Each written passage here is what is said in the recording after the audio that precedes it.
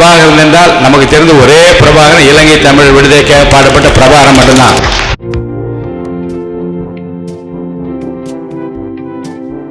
சொன்னால் நாம் யாருடைய தயவையும் எதிர்பார்த்த அரசாங்கத்தை நடத்தவில்லை என்பதில் நம்முடைய தளபதி விஜய், முதலமைச்சர் சி ஜோசப் விஜய் உறுதியாக இருக்கிறார்.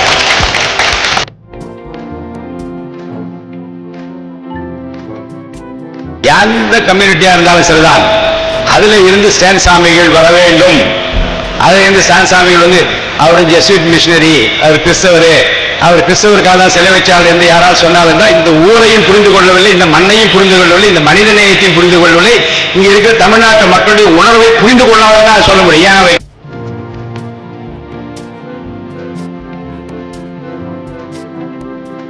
உலகம் பார்த்திராத ஒரு முதலமைச்சர், ஜாதி மத இன மொழி வேறுபாடின்றி கல்வித்துறையிலும் பிற துறைகளிலும் தமிழ்நாடு முன்னிலைப்படுத்த வேண்டும் என்பதிலும், இருமொழி கொள்கையில் உறுதியாக இருக்க வேண்டும் என்பதிலும், தமிழ்நாட்டுக்கு பெற வேண்டிய உரிமையை பெற வேண்டும் என்பதிலும் பிரதம அமைச்சரை பார்த்து அவர் பேசிய போது கொடுத்த கடிதத்தின் அடிப்படை தான் இந்த அரசாங்கம் என்பதை மறந்து விடாதீர்கள்.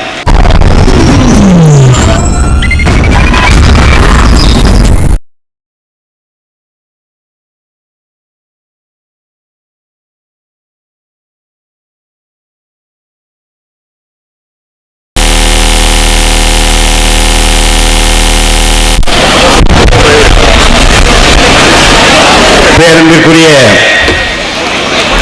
பங்கு தந்தை ஃபாதர் ஆரோக்கியசாமி அவர்களே,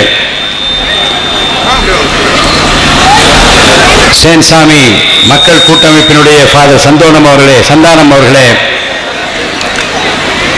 ஃபாதர் பிலமின் தாஸ் அவர்களே, வழக்கறிஞர் சி கே ராஜன் அவர்களே, சேன்சாமி மக்கள் கூட்டமைப்பினுடைய ஃபாதர் சந்தானம் அவர்களே,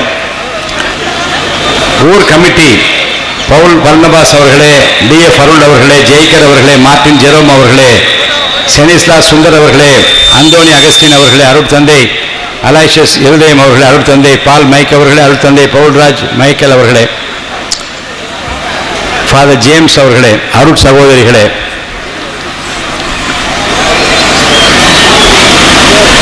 முதலில் சாப்பாடு தயாரா என்று நான் கேட்டேன்.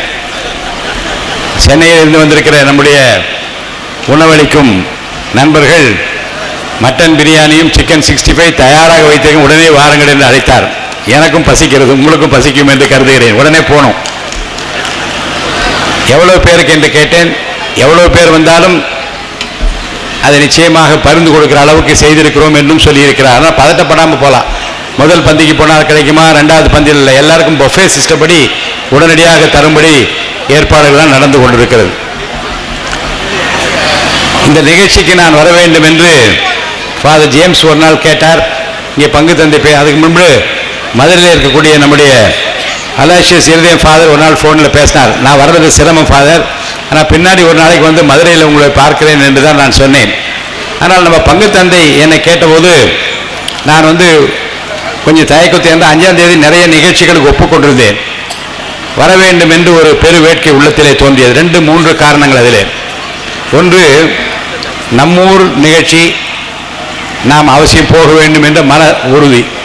இரண்டாவது, சேன்சாமியை பற்றி பல செய்திகளை நான் நன்கு அறிந்தவன். முன்னாடி ஒரு கட்சியில் நான் இருந்தபோது எல்லா கட்சிகளும் அறிக்கை கொடுத்தார்கள். ஆனால் அந்த கட்சியில் அறிக்கையை கொடுக்கவில்லை.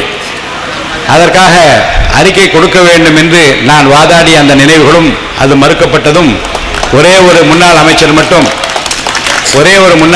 மட்டும் ஏங்க அவர் தான் கேட்டுக்கொண்டே இருக்கிறாரே, இந்த அறிக்கை கொடுப்பதிலே என்ன என்று அவர் எனக்கு துணையாக நின்றதும் என் நினைவில் இருந்தது. அப்போ அறிக்கை கொடுக்க வேண்டும் என்று கட்சி தலைமையை வற்புறுத்திய நான் அவருக்கு நினைவு நாள் என்று 5வது நினைவு நாளை வைத்திருக்கிற நினைவை போற்றுகிற போது நான் நிச்சயமாக வருகை தர வேண்டும் என்று விரும்பின 2வது காரியம். 3வது, நாம் ஊர், நம்மை வளர்த்த ஊர், நம் முன்னோர்கள் வளர்ந்த ஊர், எனவே இங்கே செல்ல வேண்டும் என்று நான் விரும்பினேன். நம்முடைய ஊரில் தான் என்னுடைய அம்மாவை பெற்ற தாயாருடைய தகப்பனார் சின்னசாமி வாத்தியார், சின்னசாமி சேவை இங்கே தான் இருந்தார்கள். அவர்களுக்கு மகனாக பிறந்தவர்கள் பெரியப்பா அருள் அவர்கள், பெரியப்பா செல்லையா அவர்கள், பெரியப்பா ஜேம்ஸ் அவர்கள், அவரை சார்ந்திருக்கிற அந்த குடும்பத்தினர்.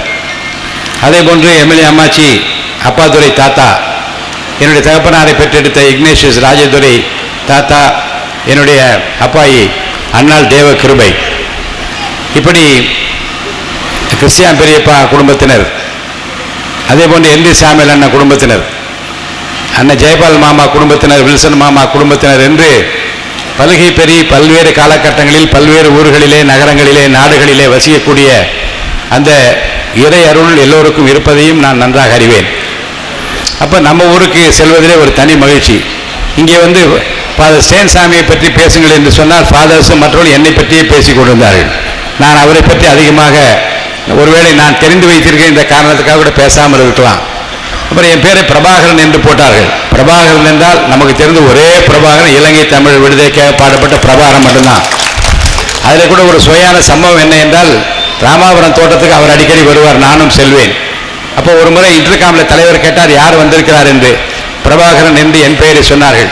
அப்புறம் இன்னும் படித்துக்கொண்டே வந்தார், ஒரு 30-40 பேர். திரும்பவும் பிரபாகரன், ஏன் முதல்ல பிரபாகரன் சொன்னேன், இப்போ திருப்பி பிரபாகரன் படிக்கிற இல்லை, அவர் இலங்கையிலிருந்து வந்திருக்கிறார் சார். அப்போ உடனே சொன்னார், இனி நம்மவரே ஜேசிடி என்று இன்ஷியலை வச்சு சொல்லுங்க, அவரை மட்டும் பிரபாகரன் என்று சொல்லுங்கள் என்றார். அப்புறம் பார்த்தேன், நான் என் பேரை பிரபாகர் என்று மாற்றிக்கொண்டேன். ஏசிடி பிரபாகர் என்று தான் அழைக்கின்றார்கள். இப்போ இந்த ஊருக்கு வந்தபோது நம்முடைய ஊர் சார்பில் பக்கத்தில் முதல்ல கொஞ்சம் காலதாமதம் வந்ததற்காக நம்ம கொஞ்சம் சிரமம் ஏற்பட்டது. என்ற குளமாணிக்கம் கிராமம் என்னுடைய அம்மாவை பெற்ற அப்பா பிறந்த ஊர். அவர் பெரிய வசாத், ஒரு பெரிய கோல் சண்டையில் வீரர், மிலிட்ரிக்காரர், பட்டாளத்துக்காரர் அப்பாதுரை என்ற அவருக்கு பேர். இங்கே வேலை பார்த்தா, இங்கே வேலைக்கு வந்தார் பட்டாளத்திலிருந்து. அப்புறம் அங்கே என்ன நடந்தது என்று குளமாணிக்கம் கிராமத்தில் இருக்கிற முதிர் வயது மிகுந்த பெரியவர்களை கேட்டால் அந்த வரலாறு சொல்வார்கள். அங்கேருந்து திண்டுக்கலுக்கு போனார். 1928 அங்கே வேலை பார்த்தார். அப்போ தான் நாங்கள் எல்லாம் எங்கள் குடும்பம், நானெல்லாம் அங்கே பிறக்கக்கூடிய இந்த பள்ளிக்கூடத்தை பற்றி 3-4 கோரிக்கைகள் எல்லாம் வைத்திருக்கிறார். நம்முடைய சட்டமன்ற உறுப்பினர் மதிப்புக்குரிய லீமா ரோஸ் அம்மாவிடம் மாலை வருகிற போது, அம்மா உங்கள் ஊருக்கு, உங்கள் எல்லைக்கு நான் வருகிறேன், நான் வருகிற போது உங்களிடம் சொல்வது முறை என்று கருது என்று சொன்னேன். கொஞ்சம் வேறு எனக்கு அலுவல் இருக்கிறது, வேறு பணி இருக்கிறது, நான் பெரிதொரு நேரத்திலோ அல்லது நாளிலோ வந்து அவர்களை பார்ப்பேன் என்று சொன்னார்கள். எம்எல்ஏ ஃபண்ட் என்று ஒன்று இருக்கிறது. இது வந்து எய்டட் ஸ்கூலாக இருக்கிற காரணத்தினாலே ஒருவேளை சட்டம் இடமளிக்குமே, ஆனால் அவருடைய எம்எல்ஏ ஃபண்டில் இருந்து உங்களுக்கு அந்த கட்டிடத்துக்கு ஒரு 10 லட்சம் ரூபாய் தந்தால் அதை நீங்கள் மாற்றி அமைக்க முடியும் என்ற கோரிக்கை வைத்திருக்கேன். அவர்களிடம் பரிந்து பேசி நிச்சயமாக அந்த ஏற்பாடுகளை செய்ய நான் முனைப்போடு இருப்பேன். உங்கள் பள்ளியை பற்றி சொல்கிற போது ஒரு சம்பவத்தை நான் நினைவு கூறுவது பொருத்தமாக இருக்கும் என்று கருதுகிறேன். 1983 என்னுடைய பெரியப்பா ஜேம்ஸ் பெரியப்பா மலேசியாவில் வந்து இந்த சர்ச்சை பராமரிப்பு மற்றும் ஊர் பிரச்சனைக்காக வருவார்கள். அப்போ இந்த ஏரியை பராமரிப்பதற்காக சீஃப் இன்ஜினியர் அம்பரோஸ் எங்களுடைய உறவினர் இருந்தார். அவரோட சொல்லி இந்த ஏரியை பராமரிப்பதற்காக பல லட்சங்கள் ஒதுக்கப்பட்டு அப்போதுதான் செய்தார். அதுக்கப்புறம் வந்து வேலை நடந்ததா என்று எனக்கு தெரியவில்லை. அதே போன்று 84 நெருங்கி வருகிற நேரத்தில் பெரியப்பா அவர் கடிதம் எழுதினார். அப்போல்லாம் இந்த மாதிரி செல்போன் வசதியோ டெலிவிஷன் வசதி எதுவும் கிடையாது, கடித போக்குவரத்து தான். எழுதினார், இந்த மாதிரி வந்து ஸ்கூலில் வந்து +2 வேண்டும் என்று கேட்கின்றார்கள் என்று. நான் போய் கல்வித்துறையை கேட்டால் லிஸ்டெல்லாம் ஃபைனலைஸ் ஆகிவிட்டது என்று சொன்னார். நான் உடனே முதல்வரிடம் சென்று இந்த பள்ளிக்கூடத்திற்கு +2 வேண்டும் என்று நான் கேட்டேன். என்ன செய்தார்கள் தெரியுமா? 9 டீச்சர்ஸோடு சேர்த்து இங்கே அனுமதி கொடுத்தார்கள், ஆர்டர் கொடுத்தாங்க. ஆனால் நான் இந்த ஆர்டரை வாங்கி தபாலில் வந்து பெரியப்பா காமிச்சேன், இந்த ஸ்கூலில் கொண்டு போய் உடனே கொடுத்து பண்ண சொல்லுங்கள் என்று. அது இருதயசாமியுடைய ஐயாவுக்கு தெரியும், யார் ஸ்டான்சாமியுடைய அண்ணன், அவருக்கு தெரியும். அவருடைய தம்பி தாமஸ் அவர்கள் நல்ல கம்பெனியில் எங்கள் அப்பா தான் வேலை வாங்கி கொடுத்தார், அவருக்கு தெரியும். ஆனால் வந்து இங்கே பள்ளிக்கூடத்தில் இருக்கிற மேனேஜ்மெண்ட் என்ன செய்த, 20,000 ரூபாய் கட்டியிருக்க வேண்டும் போல. அந்த 20,000 ரூபாய் பற்றாக்குறை என்று எனக்கு தகவல் தெரிவித்திருந்தால் ஊரை கூட்டி ஒரு வீட்டுக்கு 1000 ரூபாய் 500 ரூபாய் என்று கேட்டு நீங்கள் கொடுத்திருப்பீர்கள். அந்த பணத்தை கட்ட முடியாத காரணத்தால் லேப்ஸ் ஆகிவிட்டு 9 டீச்சர்ஸோட இலவசமாக ஒரு பைசா வாங்காமல் வாங்கி கொடுத்த அந்த பள்ளிக்கூடம் அப்போதே +2 வந்திருக்கு. அப்போ பின்னாலே நான் கேள்விப்பட்டேன், ரொம்ப சிரமப்பட்டு கஷ்டப்பட்டு கைகட்டி நின்று போய் வாய்ப்பொத்தி இதெல்லாம் வாங்கணும் என்ற கருத்தெல்லாம் சொன்னார். அதே போன்று நம்முடைய ஃபாதர் இங்கே ஏலாக்குறிச்சி அந்த சர்ச்சை ஃபாதர் இங்கே வந்து என்னிடம் வந்தார்கள். ஒரு நொடி பொழுதில் அவர் வந்து ஃபைனான்ஸ் மினிஸ்ட்ரி பார்க்க அனுப்பினேன். அதே போன்று பள்ளி கல்வித்துறை, டிரான்ஸ்போர்ட் மினிஸ்ட்ரி என்ன சொல்ல வேண்டுமோ போய் சொல்லுங்கள் என்று சொன்ன. ஊருக்குள்ளே பஸ் வரவில்லை என்று சொன்னால் இப்போ கையை பிடித்து சொன்னார், இப்போது ஊருக்குள்ளே பஸ் வந்து பஸ் ஸ்டாண்ட் வரைக்கும் வந்து போகிறது என்று சொன்னார். ஆக இதெல்லாம் மின்னல் வேகத்திலே நடக்கிறது. ஏன் நடக்கிறது என்று சொன்னால், நாம் யாருடைய தயவையும் எதிர்பார்த்த அரசாங்கத்தை நடத்தவில்லை என்பதில் நம்முடைய தளபதி விஜய், முதலமைச்சர் ஜோசப் விஜய் உறுதியாக இருக்கிறார். இவரை போய் பார், அவரை போய் மரத்தடியில் ஒருத்தர் நிற்பார், அவரை பார், இந்த வீட்டில் வந்து பார், இந்த நம்பரில் போய் பார் என்று சொல்லுகிற என்னமோ இந்த ஏஜென்ட் அந்த ஏஜென்ட், அதுக்கு யார் இங்கே இருக்கிறார், தரகர் யார், அவருக்கு யார், இப்போ இவர் பிஏ தானா இல்லையா, இவர் வந்து வீட்டில் வந்து பணம் கேட்கிறாரே கொடுக்கலாமா வேண்டாமா, இவர் சரியான ஆள் தானா, அதுக்கென்று விசாரித்து போய் பார்த்து முடிப்பதுக்குள்ள ஓராண்டு ஓடிவிடும். அப்புறம் இவ்வளவு தொகை கொடுத்து இந்த பள்ளிக்கூடத்துக்கு நாம் செய்ய வேண்டும் என்ற கவலை வரும்.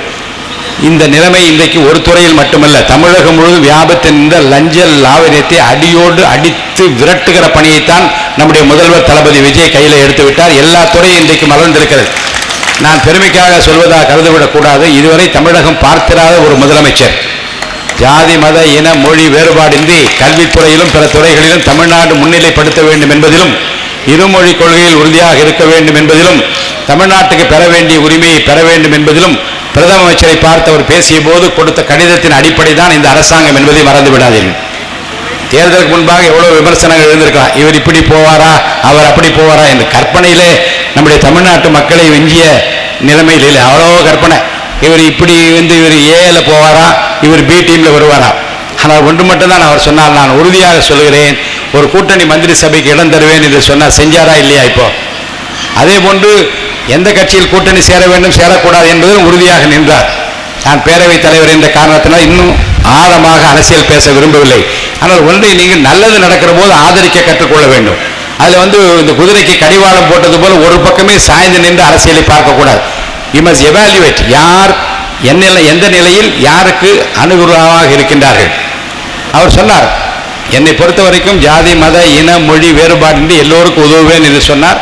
அதைத்தான் இன்றைக்கு பள்ளி கல்வித்துறை நிரூபித்திருக்கிறது. எத்தனையோ பள்ளிக்கூடங்களுக்கு 10-20 நாட்களுக்கு முன்பாக யார் யார் கிடைக்கவில்லை என்று ஏங்கி கிடந்தார்களோ, எப்போது கிடைக்கும் என்று காத்திருந்தால் அத்தனை பேருக்கும் எந்த விதமான செலவும் இல்லாமல், போக்குவரத்து செலவு கூட இல்லாமல் வீட்டுக்கே உத்தரவை அனுப்பி வைக்கிற அரசாங்கமாக இந்த அரசாங்கம் இன்றைக்கு செயல்பட்டு கொண்டிருக்கிறது. அடுத்து ஒரு மாடல், தமிழ்நாட்டை பொறுத்த வரைக்கும் பெண்கள் பாதுகாப்பு இருக்க வேண்டும். மிகப்பெரிய படையெல்லாம் இன்றைக்கு ஆரம்பித்திருக்க. போதை இல்லா தமிழ்நாட்டில் போதை இருக்கக்கூடாது. அந்த போதையினால் எவ்வளவு பெரிய ஆபத்து களங்கம் விளைவிக்கிறது, குடும்பங்களில் என்ன கேடு நேர்ந்திருக்கிறது என்பதை பற்றியெல்லாம் விரிவாக விசாரணை நடத்தி அதுக்கு காரணமானவர்களெல்லாம் தண்டிக்க வேண்டும் என்று சட்டங்களை எல்லாம் தீட்டுகிற, இன்றைக்கு அரசு இயந்திரத்தை முழுக்கி விடுகின்ற காவல்துறையை நிச்சயமாக அந்த பாயன்பாட்டில் முழுமையாக ஈடுபடுத்துகிற பணிகளை எல்லாம் இந்த அரசாங்கம் செய்ய ஆரம்பித்து விட்டது. இதில் யாருக்கு கஷ்டம் என்று சொன்னால், நோகாமல் எவன் செத்தாலும் பரவாயில்லை, எனக்கு வீட்டுக்கு வருமானம் வர வேண்டும் என்று யார் யார் இதுவரைக்கும் அரசாங்கத்தை சுரண்டி கொண்டிருந்தார்களோ, தொல்லை கொடுத்து கொண்டிருந்தாலும் தொல்லையும் இல்லை, இனி சுரண்டலும் இல்லை, ஏமாற்றம் இல்லை, ஏற்றம் மட்டும்தான் கிடைக்கும் என்கின்ற ஒரு முதலமைச்சர் இன்றைக்கு நமக்கு கிடைத்த. அவர் கொஞ்சம் உறுதுணையா இருங்க. கட்சி வேறுபாடுகளை மறந்து நல்லது செய்கிற போது பாராட்டுகிற தன்மையை இந்த மக்கள் வளர்த்துக் கொள்ள வேண்டும் என்று நான் கேட்டுக்கொள்கிறேன்.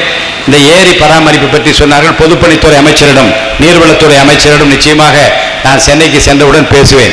தேவைப்படுகிற விஷயங்களில் மாண்புமிகு முதல்வர் அவர்களின் கவனத்துக்கு நான் கொண்டு வரும். இப்படிதான் ஒரு மாதம் முன்பாக வேளாங்கண்ணி நாகப்பட்டினம் சர்ச்சுக்கு அங்கே போனோம். அங்கே போன போது அந்த ஃபாதருக்கு 2 வண்டி, 12 பேர் உட்காரக்கூடிய வண்டி, வயதானவர்கள் மற்றும் நோயாளிகள் வந்தால் அவர்கள் செல்வதற்கு 2 வண்டி குடும்பத்தின் சார்பிலே. என்னுடைய மருமகள் கத்தோலிக்கராக இருக்கிறார், என்னுடைய மகன் அதிலே உறுப்பினராக இருக்கிற காரணத்தை அவர்கள் வேண்டுகோளை ஏற்று ஒரு வேண்டுதல் வைத்து நாங்கள் எல்லாம் போனோம். 2 வண்டி கொடுத்தோன்னு ஃபாதர் சொன்னார், இந்த வண்டியிலே பக்கி வண்டியில் ஏறி கொஞ்சம் ஆலயத்தை சுற்றி வரலாமா என்று கேட்டார். சுற்றி வரலாம் என்று சொன்னேன். சுற்றி அப்படி வந்தோம் பாருங்க. ஒரு இடத்துல கொஞ்சம் நிறுத்துங்கள் என்று சொல்லி, இந்த கடையை பாருங்க. என்ன கடை ஃபாதர்னு? இங்கே ஒரு டாஸ்மாக் கடை இருக்கு, 6 வருஷமா கேட்டுக்கிட்டு இருக்கோம். உங்க தாவேகா கட்சியினர் கூட போராட்டம் நடத்தி ஜெயிலுக்கெல்லாம் போனாங்க, கடையை மூட முடியவில்லை, ரொம்ப மனசு கஷ்டமாக இருக்கிறது என்று சொன்னார். சர்ச்சு காம்பவுண்டை ஒட்டி கடை, இந்த பக்கத்தில் பள்ளிக்கூடம், இந்த பக்கம் மருத்துவமனை, எல்லாம் பாருங்கள் என்று சொன்னார். வந்த ஃபாதர் என்கிட்ட சொன்னதை நீங்கள் மறந்து விடுங்கள் என்று சொன்னேன். அதே போன்று என்னை சந்திக்க வந்த ஊர் மக்கள் சொன்னேன், இந்த மனு என்று கொடுத்ததாக நீங்கள் யாருக்கும் சொல்ல வேண்டாம், நான் பார்த்துக் கொள்கிறேன் இறைவன் அருளால் என்று சொல்லி திங்கட்கிழமை சென்னைக்கு சென்றேன். செவ்வாய்க்கிழமை காலை முதல்வருக்கு தகவல் போனது. புதன்கிழமை காலை அந்த கடை அங்கே இல்லை. இது நான் சொல்வதற்கு காரணம் என்ன என்றால், சரியான நேரத்தில் சரியான முறையில் அவருடைய கவனத்துக்கு கொண்டு செல்லப்படுகிற எந்த மக்கள் பிரச்சனையும் தீர்த்து வைக்க வேண்டும் என்பதில் ரொம்ப ரொம்ப ரொம்ப ரொம்ப ரொம்ப ஆர்வமாக இருக்கிறார், ரொம்ப விழிப்போடு இருக்கிறார். அதனால்தான் ஏற்கனவே நான் சொன்னேன், இதுவரை வெளியரங்கமான ஒரு ஆட்சியை நீங்கள் பார்த்திருக்க முடியாது. என்ன நடக்கிறது என்பதை நீங்கள் வெளியரங்கமாக தெரிந்து கொள்ள வேண்டும் என்பதற்காகத்தான் இதுவரை வரலாற்றில் இல்லாத அளவுக்கு சட்டசபையில் கூட என்ன நடக்கிறது என்பதை பார்க்க வேண்டும் என்று லைவ் போட்டேன். ஏன் போட்டோம் என்றால், எம்எல்ஏக்கள் எப்படி நடந்து கொள்கின்றார்கள், என்ன சொல்லுகின்றார்கள், அவர் வைக்கிற வாதம் எப்படி இருக்கிறது என்பதையெல்லாம் தெரிந்து கொள்ள வேண்டும் என்பதற்காகத்தான் லைவ் டெலிகாஸ்ட் வர வேண்டும் என்று சொன்னால் பேரவைத் தலைவர் என்கின்ற முறையில் நான் ஆதரித்து இரவு நேரத்தில் முடிவெடுத்து எல்லோருக்கும் தகவல் சொல்லி அடுத்த நாளே ஒளிபரப்பினோம். இதை நான் சொல்வதற்கு காரணம் என்றால் அரசாங்கம் மூடி மறைக்கிற அரசாங்கமாக, என்ன நடக்கிறது என்று தெரிவிக்காத அரசாங்கமாக, புகார் பட்டியலை கொண்டு போய் கவர்னரும் கொடுக்க வேண்டும் என்பதை நோக்கமாக வைத்திருக்கிற அரசியல் கட்சியாக இல்லாமல், அரசியல் கட்சிகள் மக்கள் நலனை சார்ந்து மட்டும்தான் சட்டசபைக்கு வந்து உழைக்க வேண்டும், அப்படிப்பட்ட நற்பெயரை எல்லா கட்சியும் எடுக்க வேண்டும். ஆளுங்கட்சியாக இருந்தாலும் சரி, எதிர்கட்சியாக இருந்தாலும் மக்கள் நலன் சார்ந்த முடிவுகளைத்தான் எடுக்க வேண்டும் என்பது அந்த அடிப்படையிலே தான் இப்போது உங்கள் கூட மேகதாது பிரச்சனையில் எல்லா கட்சிகளும் ஒன்றுபட்டு நின்று அவர் எல்லோரும் ஆம் என்று சொல்லி ஒரு தீர்மானத்தை எல்லாம் நிறைவேற்றி இன்றைக்கு மத்திய சர்க்காருக்கு அனுப்பியிருக்கிறார்கள். ஆக நம்மை பொறுத்த வரைக்கும் ஒரு புதிய அரசாங்கம், ஒரு புதிய விடியல், புதிய நோக்கம், ஒரு புதிய எழுச்சி கிடைத்திருக்கிறது, ஒரு இளைஞர் கிடைத்திருக்கிறார். இன்றைக்கு நான் நம்முடைய மாண்புமிகு முதலமைச்சர் அவர்களை நான் சந்தித்த போது முதல் சந்தித்த போது வெளியே வந்தவுடன் பத்திரிகை நிருபர்கள் என்னை கேட்டார்கள், முதல் சந்திப்பு எப்படி இருந்தது என்று கேட்டார்கள். முதல் சந்திப்பே புரட்சித் தலைவர் எம்ஜிஆரை பார்த்த மகிழ்ச்சி எனக்கு இருக்கிறது என்று நான் சொன்னேன். காரணம் என்ன என்றால், நான் அவரோடு நெருக்கமாக பழகியவன். எனக்கு ஒரு மகள் இருந்திருந்தால் நான் பிரபாகருக்குத்தான் கொடுத்திருப்பேன் என்று சொல்லக்கூடிய அளவிற்கு என்னை நேசித்தார், அன்பு காட்டினார், வளர்த்தார், உருவாக்கினார், ஆளாக்கினார். அதனால தான் ஒரு கட்சியில் நான் இருந்தால் கூட எனக்கு வாத்தியார் எம்ஜிஆர் என்று நான் சட்டசபையில் பகிரங்கமாக சொன்னேன். ஏனென்றால் நல்ல பண்புகளை நான் அவரிடமிருந்து கற்றுக்கொண்டேன். அப்படித்தான் என்னை பார்த்த பழகிய அத்தனை தலைவரிடமிருந்து நற்பண்புகளை கற்றுக்கொள்வதற்கு இறைவன் எனக்கு அருள் புரிந்தார். இங்கே ஃபாதர் சொன்னது போல அதுக்கு என்ன காரணம் என ஒழுங்காக சண்டே கிளாஸுக்கு போனேன். ஞாயிற்றுக்கிழமையானால் சபை நடந்து கொண்டிருக்கிற போது, பிரசங்கம் நடந்து கொண்டிருக்கிற போது சிறுவர்களுக்கு என்று வைக்கப்பட்ட ஞாயிறு பள்ளியில் ஒழுங்காக போனேன். அங்கே இருந்து கற்றுக்கொண்ட ஒழுக்கம். அடுத்தது நம்முடைய சேச சபையை பற்றி இங்கே சொன்னார்கள். நல்ல கல்லூரியில் படித்தேன். லயோலா கல்லூரியில் நான் பெற்ற அனுபவமும் அந்த தலைமை பண்பும், அந்த கல்லூரியில் வேலை செய்கிற ஆசிரியர் பெருமை, குறிப்பாக சேச சபையை சேர்ந்த குருமார்கள் என்னை வளர்த்த விதமும் என்னை ஆதரித்த விதமும் கற்றுக்கொண்ட பண்புகளும் தான் என்னை ஒரு நிலை பெற்ற மனிதனாக, நியாய உணர்வு உள்ளவனாக என்னை வளர்த்து கொண்டிருக்கிறது என்பதில் நான் பெருமைப்படுகிறேன். அப்புறம் இந்த ஸ்கூலில் தான் எங்கள் அண்ணன் ஆரோக்கியராஜன் படித்தார், கிருபாகரன் படித்தார். இந்த ஊரில் தான் என்னுடைய தம்பி வந்திருக்கிற மனோகர், அவர் பிறந்தார். இப்படி பல நிகழ்வுகள் இந்த ஊரை பற்றி. இந்த சிஸ்டர்ஸை பார்த்தேன். உடனே இந்த ஃபாதரில் சொன்ன, ஃபாதர் நான் சின்ன பையனாக இருக்கிற போது இந்த சிஸ்டர்ஸ் இங்கே மடத்தில் அப்பம் செய்வார்கள். அந்த ஓரம் அந்த ரவுண்டு போட்டவோட துண்டு விழும். நான் எனக்கு நினைவு இருக்க 4-5 பசங்க வந்து இப்படி கையை நீட்டி அந்த ஜன்னல் வழியாக கேட்போம். அந்த துண்டெல்லாம் என் கையில் கொடுப்பார்கள். எடுத்துக்கொண்டு ஓடி போய் சாப்பிடுவோம் என்று சொல்லலாமா என்று கேட்டேன். எதை சொல்லுகிறேன் என்றால், இந்த ஊர் வருகிற போதே புதுக்கடை அண்ணா அங்கே பார்த்தேன். அந்த கலியன் இருப்பார், பெரியவர் இருந்தார். அதே போல் இருதயசாமி உடையார் இருந்தார். அவர் இந்த புலி நகை மாதிரி ஒருத்தர் போட்டிருப்பார். அவர் தானே கலியன் என்று கேட்டேன். ஆமாம் போட்டிருந்தார். அவெல்லாம் பெரியவர்கள் இப்போது இல்லை. அப்புறம் இங்கே கறிக்கடை ஒன்று இருக்குமே என்று இல்லை, அது அந்த தெருப்பக்கம் இருக்கிறது என்று சொன்னாங்க. ஓடியாடி விளையாடிய இடமும் மக்களை பார்த்த இடமும் நான் பார்த்து தெரிந்து கொண்ட மக்களும் சிறந்த நற்பண்புகளுக்கு இலக்கணமான ஊர் விறகாலூர், சின்னகுளம் ரெண்டுமே. இதில் ஒன்று மட்டும் நீங்கள் உறுதியாக தெரிந்து கொள்ள வேண்டும். ஃபாதர் ஸ்டெயின் சாமியார் அவர்களை பற்றி நான் நினைக்கிற போது, படித்த போது, பார்த்தபோது, மற்றவர்கள் பேசுகிற போது, நூலின் மூலமாக நான் அறிந்து கொள்கிற செய்திகளிலே நான் விரைவாக படித்து விடுகிறேன். இன்று நான் ஒன்று கூடியிருப்பது ஒரு நினைவு நாளை கடைபிடிப்பதற்காக மட்டுமல்ல, ஒரு மனிதனின் வாழ்க்கை நமக்கு கற்றுத்தரும் உயர்ந்த மதிப்புகளை மீண்டும் நினைவு கூறுவதற்காக. அருட்தந்தை சேன்சாமி அவர்களின் நினைவு நாளில் அவருக்கு எனது இதயபூர்வமான அஞ்சலியை செலுத்துகிறேன். இந்த மேடையில் பேசுவது எனக்கு மிகவும் உணர்வுபூர்வமான தருணம். ஏனென்றால் அருட்தந்தை சேன்சாமி அவர்கள் என் சொந்த ஊரைச் சேர்ந்தவர், ஒரே மண்ணில் பிறந்தவர், உலகம் முழுவதும் மனித நேயத்தின் அடையாளமாக அறியப்பட்டார் என்பது எங்கள் ஊருக்கும் தமிழகத்திற்கும் பெருமை. 1937ஆம் ஆண்டு தமிழ்நாட்டில் பிறந்த இவர் இளம் வயதிலே இயேசு சபை வாழ்க்கையை தேர்ந்தெடுத்தார். ஜீசஸ் மரபு என்பது கல்வி அறிவு, ஒழுக்கம், மனிதநேயம், சமூக நீதி ஆகியவற்றை ஒன்றாக இணைக்கும் ஒரு உயர்ந்த பாரம்பரியம். அதுதான் ஜெஸ்விட்ஸ். அந்த பாரம்பரியத்தை தனது வாழ்நாள் முழுவதும் செயல்படுத்தினார். அதைத்தான் நான் சொன்னேன், ஜெஸ்விட்ஸ் மூலமாகத்தான் ஒரு முழுமை பெற்ற மனிதனாக நான் மாறினேன். அது லயோலா கல்லூரி எனக்கு கற்றுக் கொடுத்தது என்று நான் சொன்னேன். அவர் தனது வாழ்க்கையின் பெரும்பகுதியை ஜார்க்கண்ட் மாநிலத்தில் வாழ்ந்த பழங்குடி இன மக்களுடன் கழித்தார். அவர் வாழ்ந்த கிராமங்களுக்கு சென்று அவருடன் அமர்ந்து அவர்களின் மொழியை கற்று அவர்களின் வாழ்க்கை முறையை புரிந்து கொண்டார். பழங்குடியின மக்கள் நமது நாட்டின் தொன்மையான பாரம்பரியத்தை சுமந்து நிற்கும் சமூகங்கள். காடுகளை அவர்கள் வெறும் வளமாக பார்ப்பதில்லை, அது அவர்களின் வாழ்க்கை, பண்பாடு, அடையாளம், ஆன்மீகம். இந்த உண்மையை சேன்சாமி அவர்கள் ஆழமாக உணர்ந்திருந்தார். நில உரிமை, வன உரிமை, கல்வி, குடிநீர், சுகாதாரம், வேலைவாய்ப்பு இவையெல்லாம் அவர்களின் அன்றாட போராட்டங்கள். அந்த குரல்கள் வெளி உலகில் சென்றடைய வேண்டும் என்று அவர் பாடுபட்டார். அவர் பல ஆண்டுகள் பழங்குடியின இளைஞர்களுக்கு கல்வியின் அவசியத்தை எடுத்துரைத்தார். கல்வி என்பது வேலைக்காக மட்டுமல்ல, உங்கள் உரிமைகளை அறிந்து உங்கள் சமூகத்தை முன்னேற்றுவதற்கான கருவி என்ற எண்ணத்தை விதைக்க முயன்றார். அவர் சட்ட விழிப்புணர்வு முகாம்களை நடத்தினார். இந்திய அரசமைப்பு வழங்கிய அடிப்படை உரிமைகள் குறித்து மக்களிடம் எடுத்துரைத்தார். கிராம சபைகளின் முக்கியத்துவம், மக்களின் பங்கேற்பு, ஜனநாயகத்தின் அர்த்தம் போன்றவற்றை பற்றி பேசினார். இன்று நாம் வளர்ச்சி பற்றி பேசுகிறோம். ஆனால் வளர்ச்சி என்பது நகரங்களில் உயரமான கட்டிடங்களில் எழுவது மட்டுமல்ல, நாட்டின் கடைசி கிராமத்தில் வாழும் மனிதனின் வாழ்க்கை உயர்வதும் வளர்ச்சிதான். இந்த கருத்தை அவர் தொடர்ந்து வலியுறுத்தினார். நமது தமிழ் இலக்கியம் இதையே வலியுறுத்துகிறது. திருவள்ளுவர் கூறுகிறார், அன்பினார் எல்லாம் தமக்குரியர், அன்புடையார் என்பும் உரியர் பிறர்க்கு. அன்பு கொண்டவர்கள் தங்களுக்காக மட்டும் வாழ்வதில்லை, பிறரின் நலனுக்காகவும் வாழ்கிறார்கள். அதுபோல அருள் சேர்ந்த நெஞ்சினார்க்கு இல்லை, இருள் சேர்ந்த இன்னா உலகம் புகழ். கருணையும் இறக்கும் மனிதனை உயர்த்தும் உயர்ந்த பண்புகள் என்பதை இந்த குரல் நமக்கு நினைவூட்டுகிறது. அருட்தந்தை சேன்சாமி அவர்கள் வாழ்க்கையை பார்க்கும்போது இந்த குரல்களின் பொருள் நமக்கு தெளிவாக புரிகிறது. அவருடைய வாழ்க்கையில் எளிமை என்பது ஒரு அலங்காரம் அல்ல, அது ஒரு கொள்கை. அதிகாரம், செல்வம், புகழ் ஆகியவற்றை நாடாமல் மக்களோடு மக்களாக வாழ்ந்தவர் ஸ்டேன். ஒரு ஆசிரியரைப் போல கற்றுக் கொடுத்தார், ஒரு அருட்தந்தையைப் போல ஆறுதல் கூறினார், ஒரு சமூக பணியாளரைப் போல மக்களோடு நடந்தார், ஒரு மனிதநேயவாதியைப் போல அனைவரையும் அரவணைத்தார். ஆனால் அந்த மனிதநேய பாதை அவருக்கு எளிதானதாக இருக்கவில்லை. பழங்குடியின மக்களின் உரிமைகளுக்காகவும் அவர் தங்கள் நிலத்திலும் காடுகளிலும் கண்ணியத்துடன் வாழ வேண்டும் என்பதற்காகவும் அவர் பல ஆண்டுகள் குரல் கொடுத்தார். அந்த பணியின் காரணமாக பல்வேறு சவால்களையும் எதிர்கொண்டார். அவர் மீது குற்றச்சாட்டுகள் சுமத்தப்பட்டு கைது செய்யப்பட்டார். ஆனால் அந்த குற்றச்சாட்டுகள் அவர் தொடர்ந்து மறுத்தார். வடக்கு நீதிமன்றத்தில் விசாரணை இருந்தபோது அவர் தன் வாழ்க்கை மிகவும் கடினமான காலத்தை சந்திக்க வேண்டியதாக இருந்தது. 80 வயதை கடந்திருந்தார். பார்க்கின்சன் நோயால் பாதிக்கப்பட்டிருந்தார். கைகள் நடுங்கும், குவளை கூட தூக்கி பிடிக்க முடியாத நிலைமை. குடிப்பதற்கு தண்ணீர் என்று கேட்டும் கூட குவளை தர மறுக்கிற ஒரு அநீதி செயல்.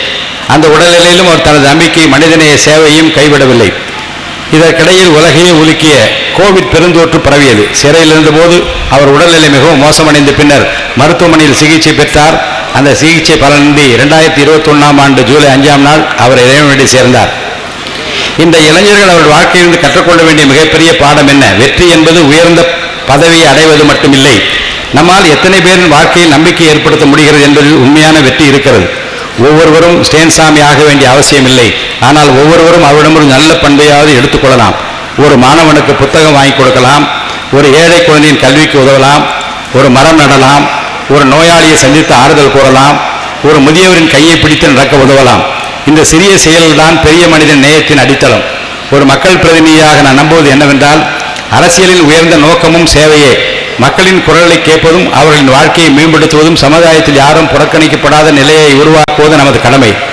இந்த அருட்தந்தை ஸ்டேன்சாமி அவர்கள் நினைவு கூறும் இந்த வேளையில் நாம் அவருடைய வாழ்க்கையை போற்றுவதோடு மட்டுமல்ல, அவர் வாழ்ந்த மனிதநேயம், எளிமை, சமூக பொறுப்பு, தன்னலமற்ற சேவை ஆகிய மதிப்புகளை நமது வாழ்க்கையிலும் பின்பற்ற உறுதியேற்க வேண்டும்.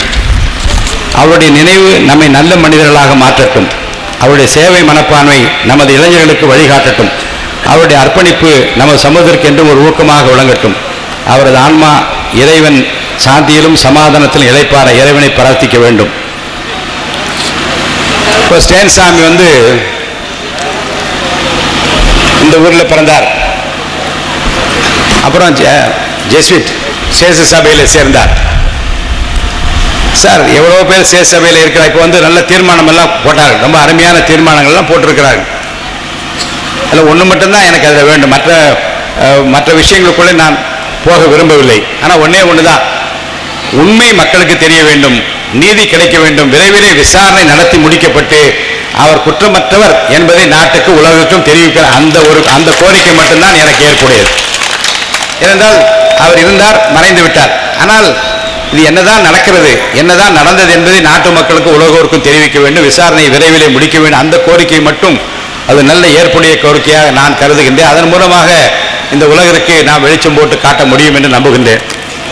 அப்புறம் நம்ம ஊருக்காரர், ஆனால் என்னப்பா அது நம்ம எல்லா ஊருக்காரரும் ஜார்க்கண்டுக்கு போயிருப்பாங்க, எல்லாரும் பணியாற்றி இருப்பாங்க. இவருக்கு மட்டும் எப்படி இங்கே தைரியம் வந்தது என்றால், இது அவருக்குரிய தைரியம் அல்ல, இது தமிழனுக்கே உரிய தைரியம். எங்கே பிறந்திருந்தாலும் சரி, எங்கெங்கே வளர்ந்திருந்தாலும் சரி, இந்த பூமி, இந்த மண்ணுக்குரிய வீரத்தின் விலை, இந்த மண் வீரத்தின் விளை நிலம். அநீதியை கண்டு வெகுண்டு எழுந்து எந்த சூழ்நிலையிலும் கூட யாருக்கு அஞ்சாமல் துணிந்து சொல்லுகிற மண் இந்த தமிழ் மண். அதுதான் நம்முடைய இலக்கியத்தில் நான் புராணங்கள்லாம் நான் நிறைய படித்திருப்போம். தேர்காலில் வந்து என்னுடைய கன்று மடிந்து விட்டது என்று ஒரு பசுவை போய் மணியடித்தவுடன் அது மனுநீதி சோழன் நீதி வழங்குகிற பூமி இந்த பூமி. என் காரச்சிலம்பு இது முத்து உன்னுடைய நீ வந்து கொன்றாயே அங்கே என்ன கிடைத்தது என்று சொல்லி மாணிக்க பரல் என்று பரல் மூலமாகவே ஒரு மன்னனையே ஒரு மாநகரத்தை எரித்த பூமி இந்த பூமி. நெற்றிக்கண் திறந்தாலும் குற்றம் குற்றமே என்று சொல்லக்கூடிய ஆற்றல் மிகுந்த வரலாறு நமக்கு தெரியும். ஆக இந்த மண் கொடுக்கிற அந்த வீரத்தில் அந்த வீர உணர்வு இருக்கிறதே அது எல்லாரோட இருக்கும். ஆனால் பல பேர் என்ன செய்வோம் என்றால் ஒரு அநீதி நடக்கிறது என்றால், இப்போ நான் ஒரு உதாரணத்துக்கு கொண்டு சொல்கிறேன். நான் படித்துக் கொண்டிருக்கிற காலத்தில் நான் பஸ்ஸில் போய் கொண்டிருந்தேன். ஒரு போலீஸ்காரர் ஒருத்தர் வந்து நிறுத்தினார். உடனே சட்டையை பிடித்து விட்டார். நான் உடனே எனக்கு தெரியாது என்ன நடந்தது. நானே பஸ்ஸை விட்டு இறங்கினேன். நான் எதுக்கு சட்டையை பிடிக்கிறேன், எதுக்கு ஐயா சட்டையை பிடிக்கிறேன்னு நான் கேட்டேன். ஒரு போலீஸ்காரரை பார்த்து அப்படி கேட்டிருக்கலாமா என்றால் நீங்கள் சொல்ல தப்பு. ஆனால் என்னை அறியாமல் ஏனென்றால் அவர் அந்த லைனை தாண்டி நிற்கிறார் வண்டியில். அவர் சட்டையை பிடித்த உடனே சட்டையை பிடிக்கிற உனக்கு உரிமை உனக்கு கிடையாது, நிறுத்து, நீ கேஸ் போடு, என்ன வேணா செய்யலாம், கை எடு என்று சொல்கிறேன். அவர் என்னை வந்து கோவப்பட்டு பேசுகிறார். அப்புறம் நான் பதிலுக்கு பேசுகிறேன். அப்போ நான் திரும்பவும் அது ரெண்டு பேர் வந்து விட்டார்கள். அது தீர்க்கப்படுகிறது. அப்புறம் நான் என்னைக்குள்ள யோசித்துக் கொள்கிறேன், ஏன் வேகமாக இறங்கினேன். அதாவது பீரிட்டு கிளம்புகிற அந்த உள்ள உணர்வுகளை அடக்க தெரியாமல் நீதியை நிலைநாட்டுகிற அந்த பண்பு இருக்கிறது, அது எல்லாத்தையும் இருக்கிறது. ஆனால் நம்ம என்ன நினைப்போம் என்றால், நமக்கு என்ன வம்பு, நம்ம அவசரமாக வேலைக்கு போனோம், நமக்கு என்ன வம்பு, இதில் போய் தலையிட்டா நம்ம மேலே போய் கேஸ் போட்டுருவானா, இதை போனால் நம்ம வீட்டில் மனைவி ஒத்துப்பாங்களா, உங்களுக்கு எதுக்குங்க இந்த தலையெழுத்து, எவனோ போகிறான் எவனோ அடிச்சுக்கிறான், நமக்கு என்ன என்று சொல்லுவார்களா, அல்லது எதிர்காலத்தில் நம்ம பிள்ளைகளுக்கு வேலை வாய்ப்பு பாதிக்கப்படுமா, இதை போய் நம்ம கேட்டோம்னா நம்ம மேலே நோட் பண்ணி வச்சுக்கிட்டு பின்னாடி ஏதாவது செய்வார்களா. இப்படி பயந்து பயந்து பயந்து நாளை கழிக்க வேண்டிய அவசியம் இல்லை. நியாயம் என்று பட்டதை துணிந்து சொல்ல. அதுதான் எங்களுடைய தலைவர் புரட்சி தலைவர் என்ன சொன்னார்னா, இப்படி அப்படியெல்லாம் போட்டு கோடு போட்டு கொண்டு என்னை எதிர்ப்பதாக நினைத்தால் நடக்காது, நான் மாற்றத்தை கொண்டு வருவேன் என்று தைரியமாக சொன்னார்.